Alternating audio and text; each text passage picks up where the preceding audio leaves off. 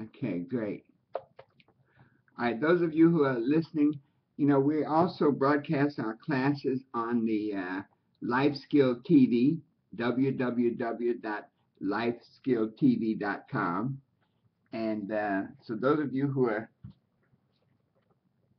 tuning in on lifeskilltv.com, be sure to sign in so we can see your name there at the bottom of the page. And let's see. If there's noise in the background, I'm going to try to keep the lines open.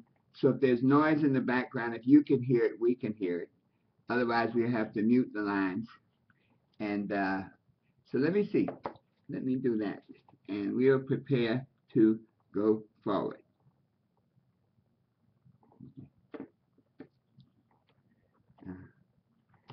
All right. This is Herbert Harris, and this is, I think, class number 25 in our Millionaire Mentorship series. And let me tell you, folks, this has been an incredible week. I'm right now in Jacksonville, Florida. Got it yesterday and immediately got into bed as I wanted to get my energy up. And today, our topic is what you recognize, you energize. And that's really only half of a statement. When we call it one of our statements of truth.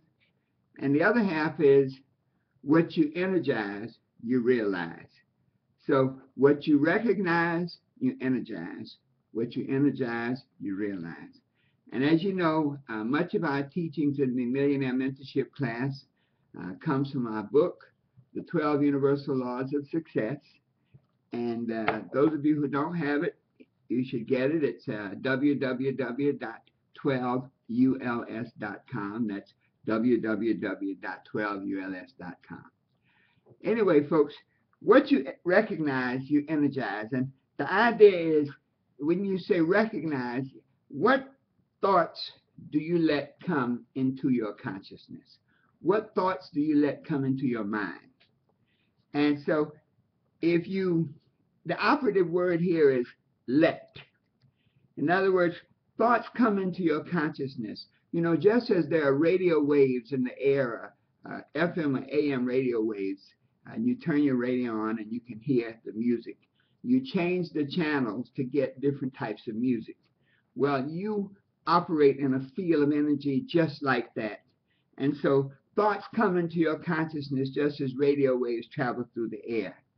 But in our case, thoughts come either from within, in other words, thoughts that are generated by you based on your goals, your vision, and your purpose in life, or thoughts that are generated coming from without, generated by someone else, some other environment. When you're on a job, you have to accept the thoughts that are congruent with that job, generated by, the person whose dream that job is a part of.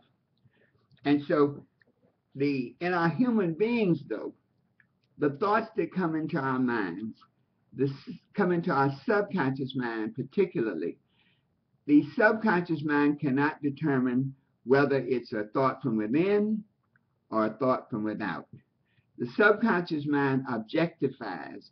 Objectify meaning it creates in reality that which is consistent with the thought wherever it came from.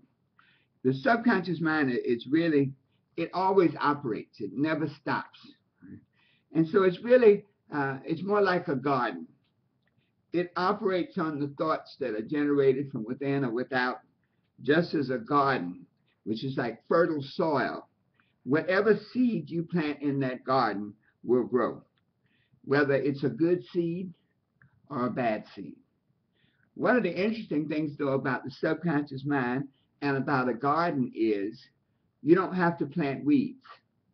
And so there is an energy, there is a vibration, there is a consciousness out there that represents weeds. And there's a consciousness out there that represents flowers. And flowers are good thoughts, good relationships, good feelings, good activities that benefit and honor you. And so when we say what you recognize, you energize, whatever thought comes into your subconscious mind is energized to become a reality in your life. Now, folks, that's some powerful stuff. If you think of that garden analogy, you never have to plant weeds. Okay? If you are operating in a garden and your subconscious mind is that fertile soil, and you are in an environment of negativity, unless you strive to create positivity, unless you create thoughts within to neutralize the negativity, then the weeds will consume you.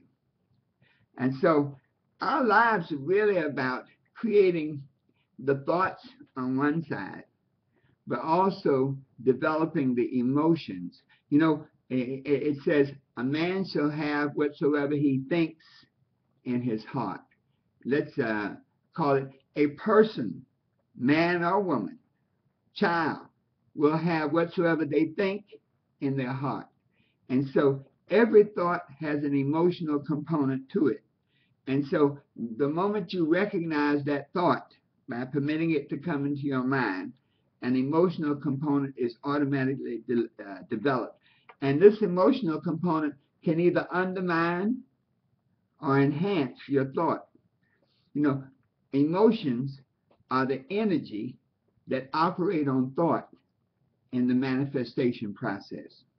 And so if you're in your subconscious mind, if it's consumed with negative emotions of fear, of doubt, of indecision, of lack of love, of ego, if these are the emotions that are rampant in your environment and in your subconscious mind, then the thoughts that manifest will be consistent with these emotions. So sometimes we talk about talking in the path and walking in the grass.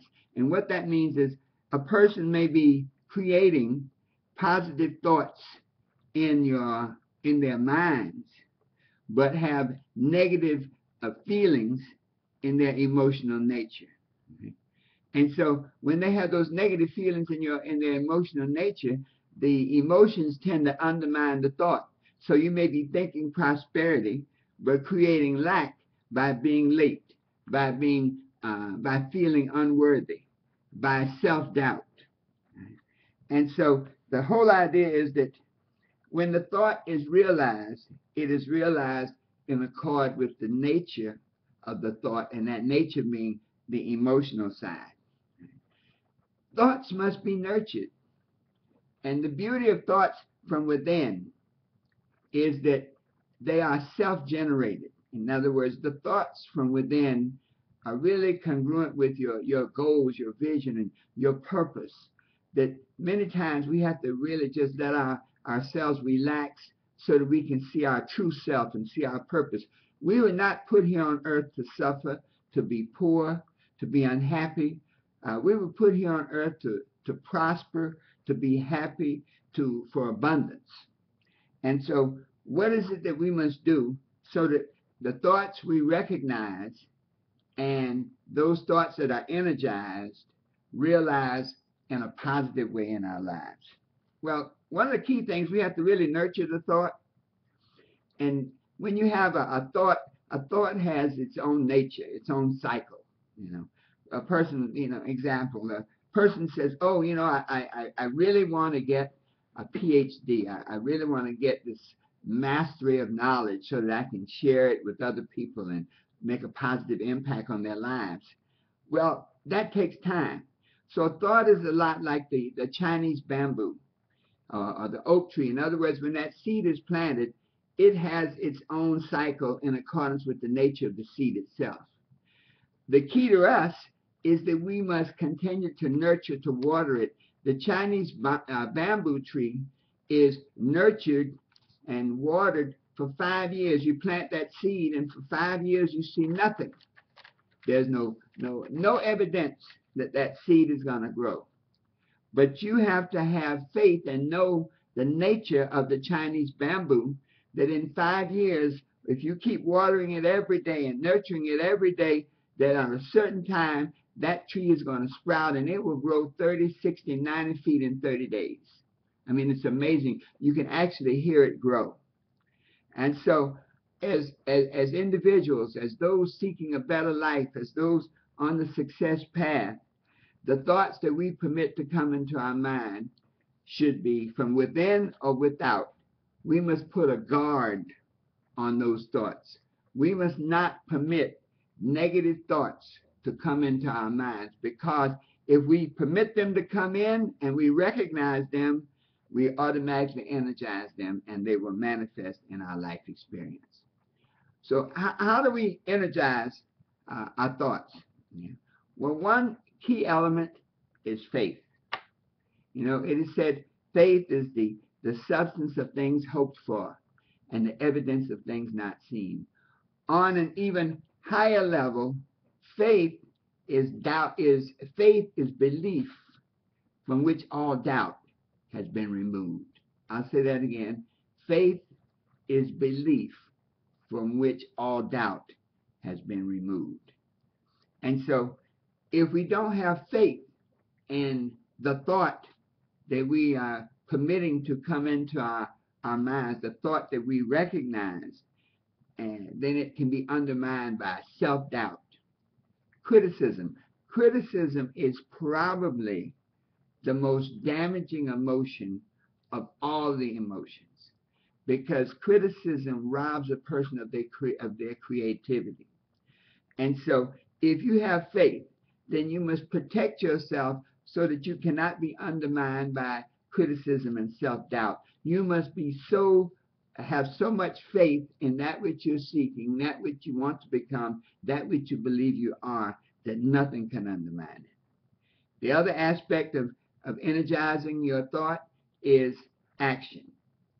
Faith plus action creates a harmonic relationship with that which you're seeking. Let me explain that a little more.